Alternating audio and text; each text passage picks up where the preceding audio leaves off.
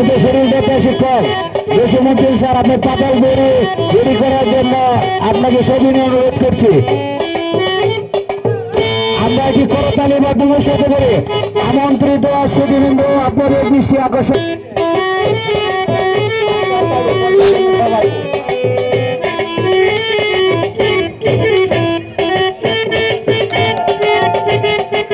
মাঠে আমাদের পাতাল করে নিতে জন্য যথেষ্ট জায়গার দরকার। আমরা আপনাদেরকে দিনের সাথে অনুরোধ করবো, যেহেতু আমাদের মাঠ বড়, আপনাদের একটু জায়গা দিয়ে দিলে আমাদের জন্য ভালো হবে।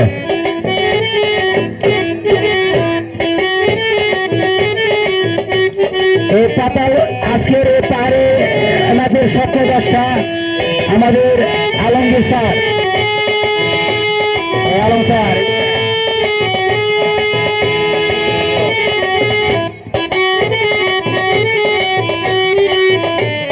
আপনার সেই স্বপ্নের একটি অংশ পাহাড়ি নাচ, আপনি সম্বন্ধে কিছু বলেন।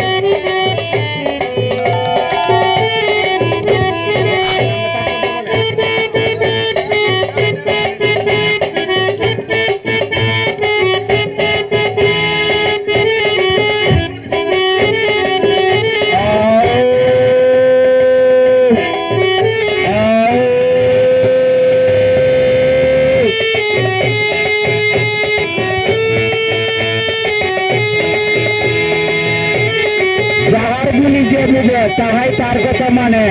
আলম স্যার কি জানি বলছে, চতুর্থ দিক কি জানি আসছে, সবাই তো করে চলিবে, সবাই করে চলিবে। যার মনে কি জানি আসছে, তার সে দুর্বল এলাকার তাহারের মানুষ কিভাবে জীবন যুদ্ধ করে প্রকৃতির সাথে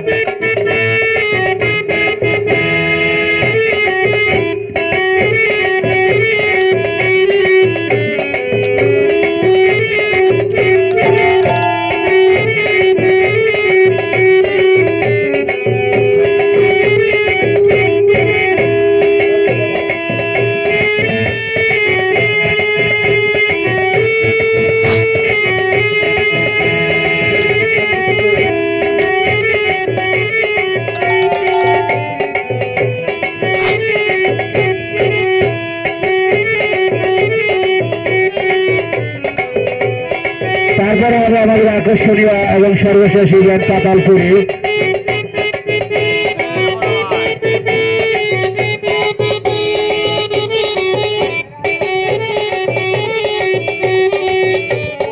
পাতালপুরি নৃত্যের জন্য আমাদের যথেষ্ট জায়গার প্রয়োজন। আমরা পূর্ব দিকে, বিশেষ করে পূর্ব দিকের জায়গাটা দেখি বেশি ব্লক হয়ে গেছে। পূর্ব দিকে মেয়েরা, আমাদের ডিয়াসপোরা মেয়েরা, আমাদের যে ছাত্রী রানী ভদ্রলোকের ছাত্রী যারা, তোমাদের দৃষ্টি আকর্ষণ, তোমরা যদি আমাদেরকে ব্লক করে দাও, আর যারা ভিডিও করবে তোমরা একটু পেছন থেকে যাও।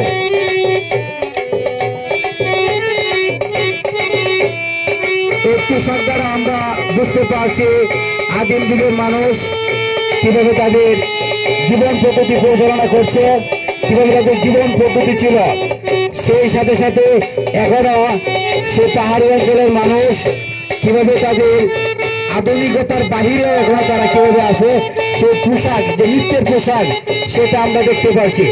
আমরা সেই সাথে আরেকটি বিষয় লক্ষ্য করতে পারছি, আমার দৃষ্টিকোণ থেকে যেটা মনে হচ্ছে যে যেটা পপ সঙ্গীত দিয়েছিল সেটা ছিল অত্যাধুনিক বিষয়, যে কিভাবে আধুনিকতার ছোঁয়া আছে। আর এই পাহাড়ি নৃত্য যারা বলেছে যে পাহাড়ি অঞ্চলের মানুষ এখনো তারা আদিম যুগে পড়ে আছে, তাদের কাছে এখনো আধুনিকতার সুযোগ সুবিধা পৌঁছায় নাই। এই দুইটা নৃত্য দ্বারাই দুইটা আমরা বোঝানোর চেষ্টা করছি।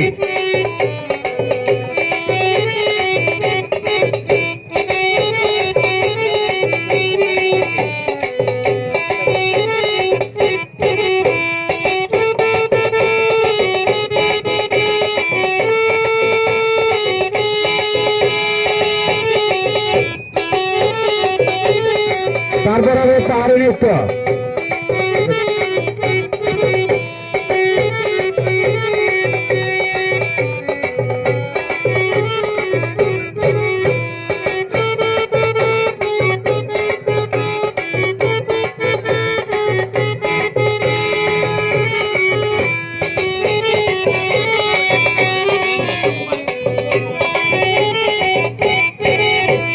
সবাই করতালির মাধ্যমে প্রতিকে স্বাগত জানাই, সবাই করতালির মাধ্যমে স্বাগত জানাই।